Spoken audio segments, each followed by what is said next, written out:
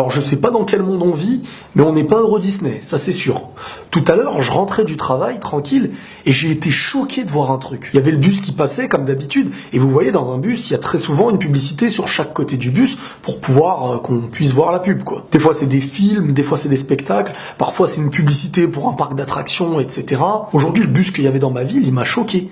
Enfin, pas le bus en lui-même, parce que c'est un bus comme les autres, mais la publicité qu'il transportait, ça, c'était un truc de fou, au point où je me suis arrêté et j'ai regardé la publicité jusqu'à ne plus voir le bus. Limite, les mecs qui étaient dans le bus me regardaient d'une manière à se dire « Mais c'est quoi son problème à celui-là ?» Écoutez-moi bien, une grosse publicité sur chaque côté du bus pour un site de rencontres extra-conjugales. En gros, on facilite à toutes les personnes qui sont en couple un moyen de tromper la personne avec qui ils sont en couple. Par exemple, un couple qui est marié, il suffira à l'homme ou à la femme d'aller sur ce genre de site pour être facilité à tromper une personne avec d'autres personnes qui trompent aussi leur conjoint ou leur conjointe. On va applaudir tous ensemble.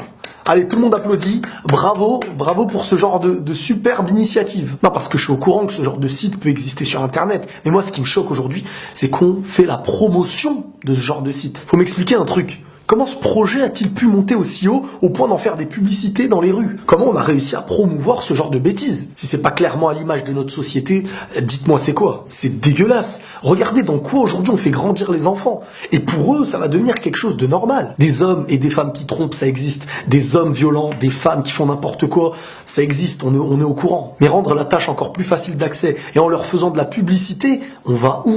On facilite nos parents, nos sœurs et nous-mêmes à nous faire tromper. Et pourquoi? Parce qu'aujourd'hui, on rejette les valeurs. Aujourd'hui, on veut vivre uniquement de plaisir temporaire, du désir, et c'est comme ça qu'on attire les gens dans la bêtise. On nous rabâche tous les jours le genre de phrase du style « je veux pas mourir bête », sauf que c'est en s'interdisant rien qu'on meurt bête. Croyez-moi, aujourd'hui, on est tous mis à l'épreuve.